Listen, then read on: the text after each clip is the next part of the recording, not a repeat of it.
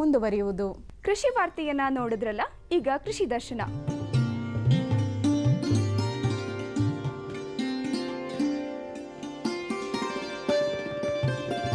ರೋಗ ನಿರೋಧಕ ಶಕ್ತಿಯನ್ನ ಹೊಂದಿರೋ ಅರಿಶಿನ ಒಂದು ಮಸಾಲೆ ಪದಾರ್ಥ ಮಾತ್ರ ಅಲ್ಲ, ಮನೆಮದ್ದು ಸಹ ಹೌದು. ಆದ್ದರಿಂದ ಸಹಜವಾಗಿಯೇ ಮಾರುಕಟ್ಟೆಯಲ್ಲಿ ಇದಕ್ಕೆ ಬೇಡಿಕೆ ಇದ್ದೇ ಇದೆ. ಅರಿಶಿಣದ ಬಗ್ಗೆ ಈಗ ಯಾಕೆ ಮಾತಾಡ್ತಾ ಇದ್ದೀವಿ ಅಂತ ನಿಮಗೆ ಗೊತ್ತಿರಬಹುದು. ಹೌದು, ಈಗ ಅರಿಶಿಣ ಬೇಸಾಯದ ಕುರಿತು ಮಾಹಿತಿ.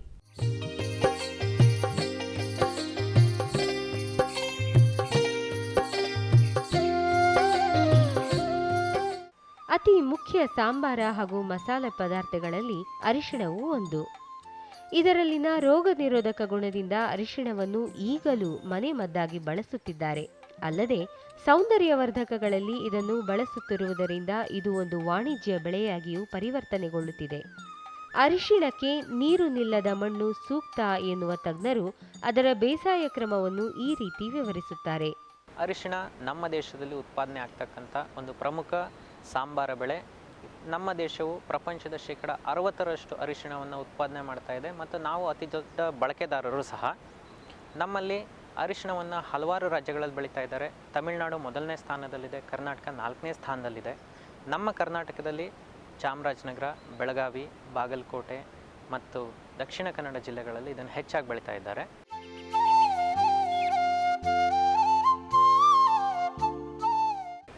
ಅರಿಶಿಣಕ್ಕೆ ಉಷ್ಣ ಮತ್ತು ಆರ್ದ್ರತೆಯಿಂದ ಕೂಡಿರ್ತಕ್ಕಂಥ ಹವಾಮಾನವಿದ್ದು ನೀರು ನಿಲ್ಲದಂಥ ಮಣ್ಣಿರ್ತಕ್ಕಂಥ ಪ್ರದೇಶಗಳಲ್ಲಿ ಇದನ್ನು ಚೆನ್ನಾಗಿ ಬೆಳೆಯಬಹುದಾಗಿದೆ.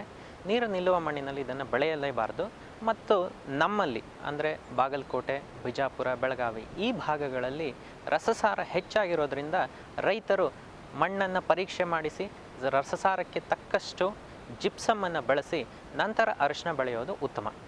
ಅರಿಶಿಣವನ್ನು ಬೀಜವನ್ನು ಸಹ ಸರಿಯಾದ ಬೀಜವನ್ನು ಪರೀಕ್ಷಿಸಿ ಗುಣಮಟ್ಟದ ಬೀಜವನ್ನು ಬಳಸಬೇಕು. ನಂತರ ಸೆಲೆಕ್ಟ್ ಮಾಡಿರ್ತಕ್ಕಂಥ ಬೀಜದಲ್ಲಿ ರೋಗಾಣುಗಳು, ಕೀಟಗಳು ಇಲ್ಲದೇ ಇದ್ದು ಅದನ್ನು ಬೀಜೋಪಚಾರ ಮಾಡಿದ ನಂತರವೇ ಬೆಳೆಸಬಹುದಾಗಿದೆ.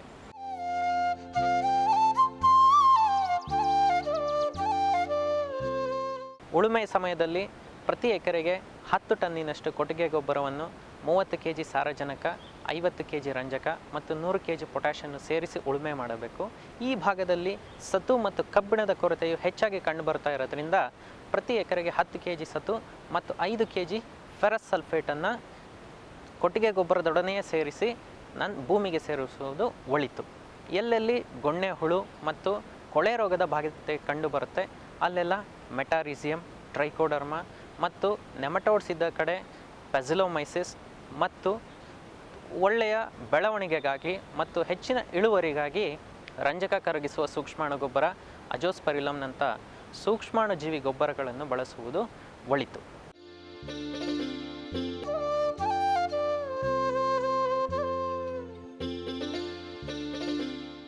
ಸಿದ್ಧವಾದ ಭೂಮಿಯನ್ನು ಅನುಕೂಲಕ್ಕೆ ತಕ್ಕಂತೆ ಅಂದರೆ ಹಾಯಿ ನೀರಾವರಿ ಮಾಡುವುದಾದರೆ 1.5 ಅಡಿಗೆ ಒಂದು ಸಾಲಿನಂತೆ, ಇಲ್ಲ ಹನಿ ನೀರಾವರಿಯಾದರೆ 4 ಅಡಿಗೆ ಒಂದು ಏರಿಸಿದ ಮಡಿಯಂತೆ ಮಾಡಿ,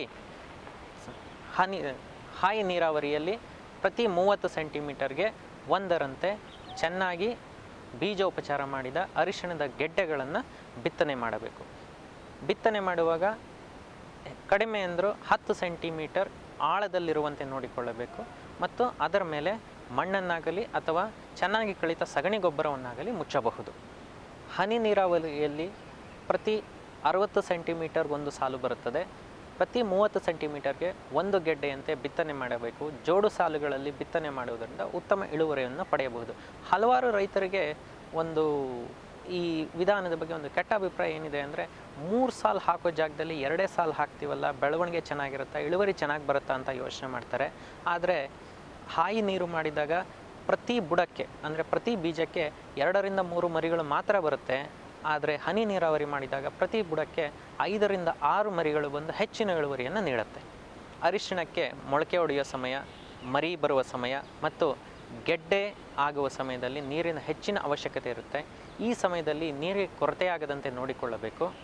ಮತ್ತು ಹಾಯಿ ನೀರಾವರಿಯಾದರೆ ಪ್ರತಿ 10 ರಿಂದ 15 ದಿವಸಕ್ಕೊಮ್ಮೆ ಒಟ್ಟಾರೆ 15 ರಿಂದ 20 ನೀರು ಹಾಯಿಸಬೇಕಾಗುತ್ತದೆ.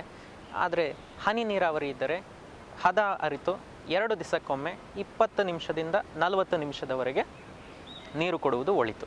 ಈ ಭಾಗದಲ್ಲಿ ಎಲ್ಲೆಲ್ಲಿ ಸುಣ್ಣದ ಹರಳು ಹೆಚ್ಚಾಗಿ ಕಂಡುಬರುತ್ತೆ ಅಂಥ ನೆಲಗಳಲ್ಲಿ ಜಿಂಕ್ ಮತ್ತು ಫೆರಸ್ ಡಿಫಿಷಿಯನ್ಸಿ ಭಾಳ ಹೆಚ್ಚಾಗಿ ಕಂಡುಬರ್ತದೆ. ಅಂಥ ಸಮಯದಲ್ಲಿ Indian institute of Spice research ಇವರು ಮಾಡಿರ್ತಕ್ಕಂತಹ ಟರ್ಮರಿಕ್ ಸ್ಪೆಷಲ್ ಎಂಬ ಲಘು ಪೋಷಕಾಂಶ ಮಿಶ್ರಣವನ್ನು ಪ್ರತಿ ಲೀಟರ್ಗೆ 2 ಗ್ರಾಮ್ನಂತೆ ಸೇರಿಸಿ ಸಿಂಪಡಿಸುವುದು ಒಳಿತು.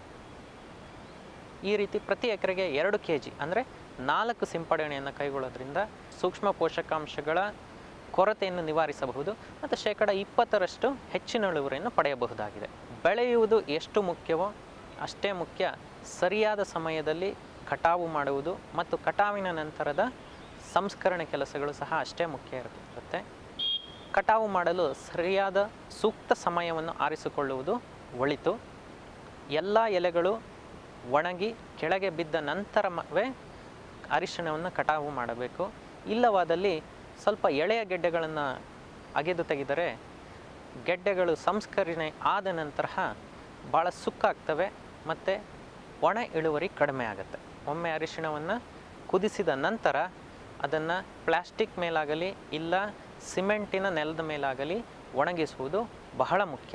ಇಲ್ಲವಾದರೆ ಆಸ್ಪರ್ಜಿಲ್ಲಸ್ ಎಂಬ ಶಿಲೀಂಧ್ರವು ಅರಿಶಿಣದಲ್ಲಿ ಬೆಳೆದು ಅಫ್ಲಾಟಾಕ್ಸಿನ್ ಎಂಬ ಒಂದು ಘೋರ ವಿಷವನ್ನು ತಯಾರು ಮಾಡುತ್ತೆ.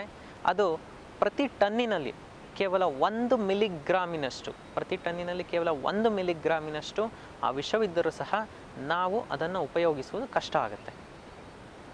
ಮತ್ತು ಹೊರದೇಶಗಳಿಗೆ ಕಳಿಸಬೇಕಾದ್ರೂ ಸಹ ಅವರು ಪ್ರತಿ ಟನ್ನಿಗೆ 1 ಮಿಲಿಗ್ರಾಮ್ಗಿಂತ ಹೆಚ್ಚು ಅಫ್ಲಾಟಾಕ್ಸಿನ್ ಇದ್ದರೆ ಅಂಥ ಅರಿಶಿಣವನ್ನು ಯಾರೂ ತಗೊಳ್ಳೋದಿಲ್ಲ. ಅರಿಶಿಣವನ್ನು ಸಂಸ್ಕರಿಸಲು ಅಂದರೆ ಕುದಿಸಲು ಇತ್ತೀಚೆಗೆ ಹಲವಾರು ಉಪಕರಣಗಳು ಲಭ್ಯವಿದೆ. ಇದಕ್ಕೆ ಹಲವಾರು ಅಭಿವೃದ್ಧಿ ಇಲಾಖೆಗಳು ಸಹಾಯಧನ ನೀಡ್ತಾ ಇದ್ದು ರೈತರ ಇದರ ಉಪಯೋಗವನ್ನು ಪಡೆದು ಒಳ್ಳೆ ರೀತಿಯಲ್ಲಿ ಸಂಸ್ಕರಿಸಿ ನಂತರ ಗ್ರೇಡಿಂಗ್ ಮಾಡಬೇಕಂದ್ರೆ ತಾಯಿಗೆಡ್ಡೆ ಮತ್ತು ಕೊಂಬಲ್ಲಿ ದೊಡ್ಡ ಕೊಂಬು, ಸಣ್ಣ ಮಧ್ಯಮ ಕೊಂಬುಗಳು ಮತ್ತು ಸಣ್ಣ ಕೊಂಬುಗಳೆಂದು ಪ್ರತಿಯೊಂದನ್ನು ಗ್ರೇಡಿಂಗ್ ಮಾಡಿ ನಂತರ ಅದನ್ನು ಪ್ಲಾಸ್ಟಿಕ್ ಹೊದಿಕೆ ಇರತಕ್ಕಂಥ ಗೋಣಿ ಚೀಲದಲ್ಲಿ ತುಂಬಿಸಿ ಸಂಗ್ರಹಿಸಬೇಕು. ಸಂಗ್ರಹಿಸುವಾಗ ಸಹ ಬಿಸಿಲಿನಲ್ಲಿಡದೆ ನೆರಳಿನಲ್ಲಿದ್ದು ತಣ್ಣಗಿರುವ ನೆರಳಿನ ಜಾಗಗಳಲ್ಲಿಟ್ಟಿದ್ದು ನಂತರ ಅದನ್ನು ಮಾರುಕಟ್ಟೆಗೆ ಕಳಿಸುವುದು ಒಳಿತು.